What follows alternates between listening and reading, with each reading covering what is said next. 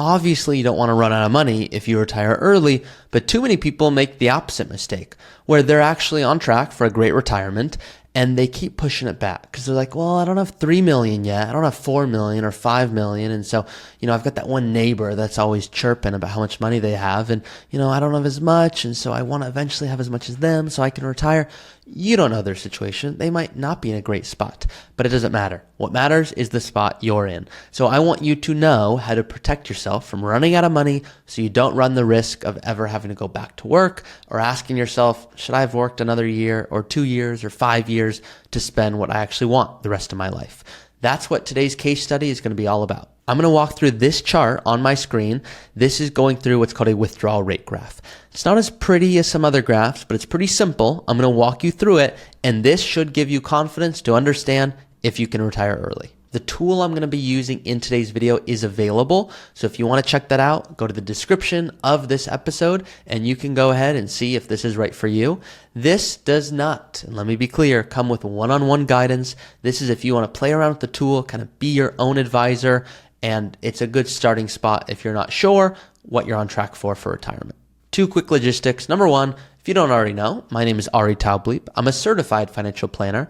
I'm the host of the Early Retirement Podcast, and I'm the vice president at Root Financial Partners. A third of you watching right now are not subscribed to this channel. And if you are not looking for tax guidance or healthcare or withdrawal or investing or estate planning, if you don't want any financial optimization, this is not the channel for you, and I will tell you not to watch my content. Of course, you can if you want, but I watch YouTube videos and I want to watch what I want to watch, so hopefully this is up your alley. If you do like this content and you're looking for more on healthcare and that next level of optimization to invest well in tax strategy and withdrawal, then I encourage you to subscribe if, of course, this is the content that resonates. Please know that everything I'm going to go through today is not financial advice. Please be smart about this. Go consult with a financial professional, legal, tax, based on what you're looking for. This is for educational and informational purposes only. So what do you guys say we hop in? Let's meet the couple. So this couple you can see here, just to understand who they are, they've got $2.7 million. They've invested, they've saved well. Now some of you, I can already hear you going, Ari, I don't have 2.7. I only have 500,000. I have $1 million. Does this mean I can't retire? No, that's not what it means. In fact, I'll show you because I'm going to do this in live time with you and you can see this is unedited. What if I were to bring this down to 1.7? I could bring it down to 700,000. I could put it on whatever you want. I want this couple to understand what are they on track for. Could they spend 10,000 a month? Could they spend 4,000 a month? Well, I want you to understand how are you going to protect yourself from running out of money. So for the example's sake, I could put this on anything, 2 million, 3 million, 4 million. I have different case studies. So if you're like, well, I have 2 million or I have 20 million or I have 500,000, you can find the case study that works for you. But since you're here, stick with me for a second.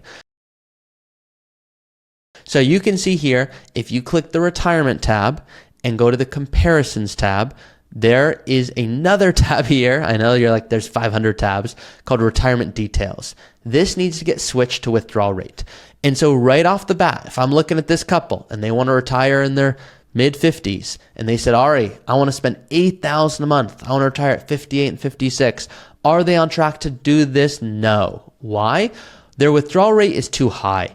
So you can see their withdrawal rate is 8%, 9%, 8%. Now it's decreasing. It's good. Why is it decreasing? Maybe they're spending less. But then why is it shooting up again? Well, they now need so much income to support their retirement, they're going to run out of money.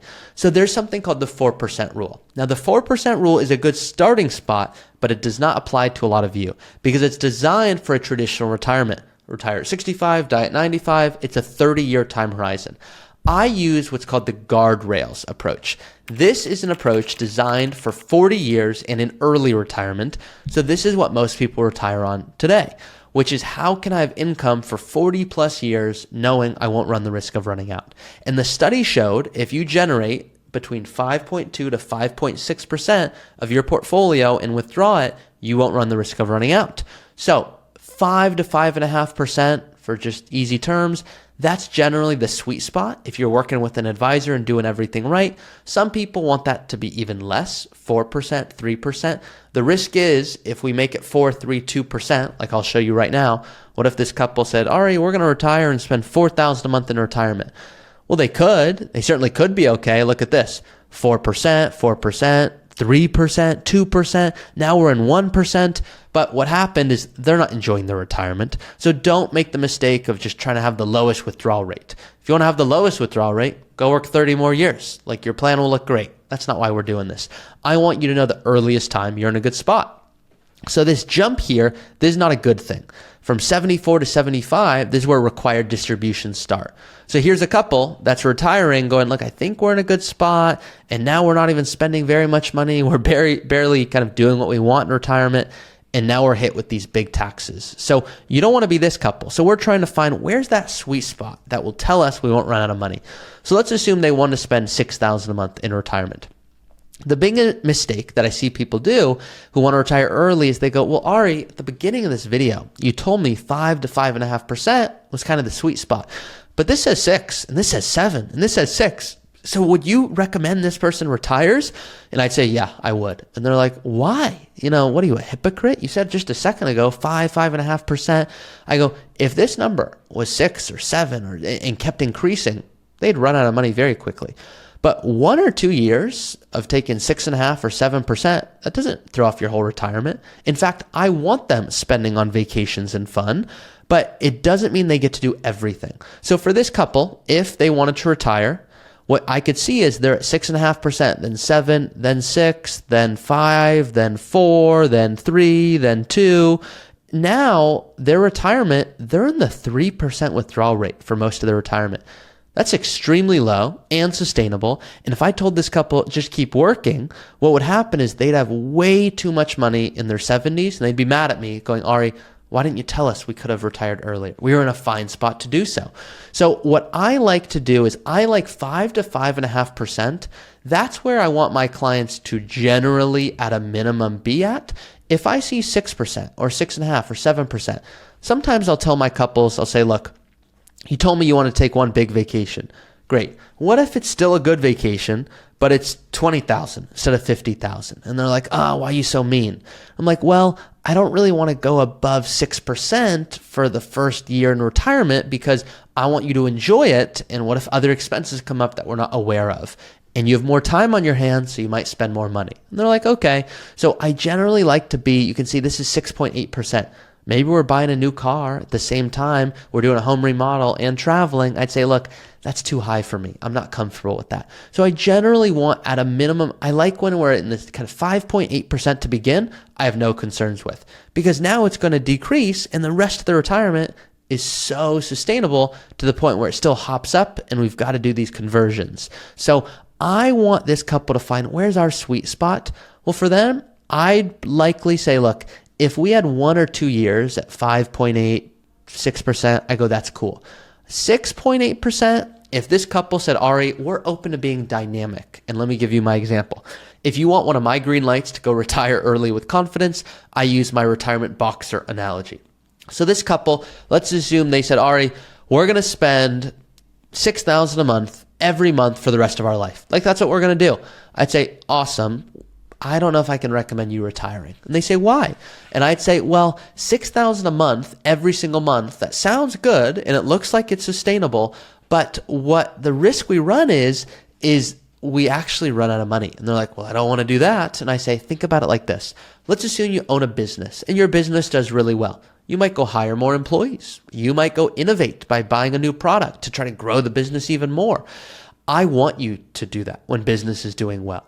So to use a portfolio as an example, if this person's investments were doing really well in a single year, I might say this is the year to go take that extra trip, because your withdrawal rate won't say 6.8%. It might say 5.8. It might say 5.5 if markets are doing well.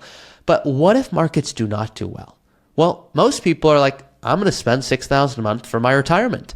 And I'm like, I would ask you to spend a little bit less during a brief period of time, because the last thing you want is markets to go down and you just spend willy-nilly and shift the rest of your retirement. Think about it like the following. If you own a business and your business does not do well, are you going to go hire more employees or buy more equipment? Probably not. It doesn't make a lot of sense. So this is a dynamic software that if you have 1 year where you're north of 5% or 6%, to me, that doesn't really bring a red flag. That's me going, hey, let's talk about it. At age 59, for example, what if this couple was like, all right, we've got 3 weddings this year. Should they work 3 more years just to be able to fund those weddings? Probably not. Like, their plan looks really good, and look how low their withdrawal rate is by the time Social Security is turned on and helping out.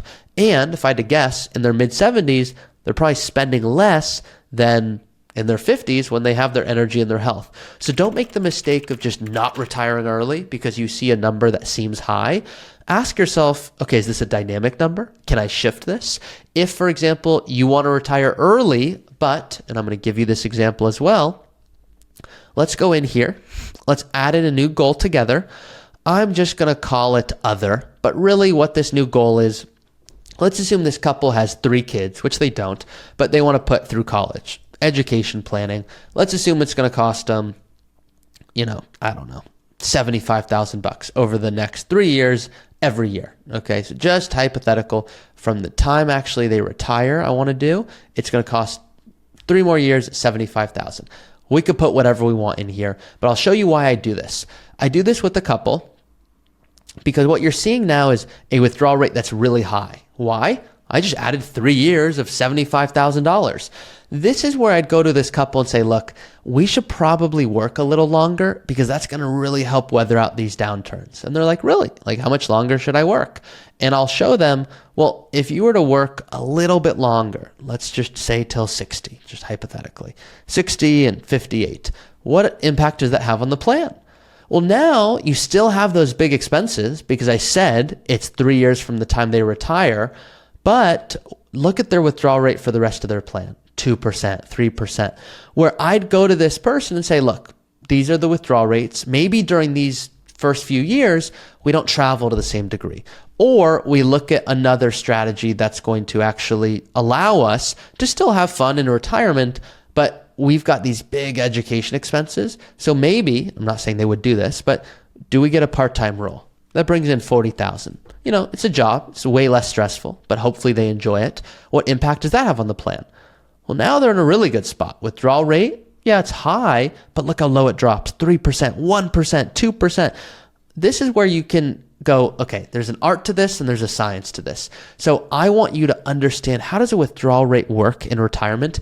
If this video was helpful, and I certainly hope it was, please like this video, but watch this one next. This is where I go into a deeper dive onto withdrawal rates to understand this so that you're going, yeah, I know which account to pull from. 401k, Roth, taxable, brokerage account, superhero, same thing as a taxable account. Time to start optimizing what you're working so hard for. This is what really gives people confidence, as opposed to this chart, which once again, looks like at 91, they're going to have $4.5 million. But on this chart, we're still up against those 3 big education expenses. So we want to think through, what can our plan support? Are we in a good spot? The biggest issue I see is people retire early and they run the risk of running out because they have too many expenses that go against them. They retire at 60, they've got healthcare, they've got travel, they've got a home remodel, they're helping out a kid with college, and now markets are also not doing well, so they're withdrawing too much too quickly.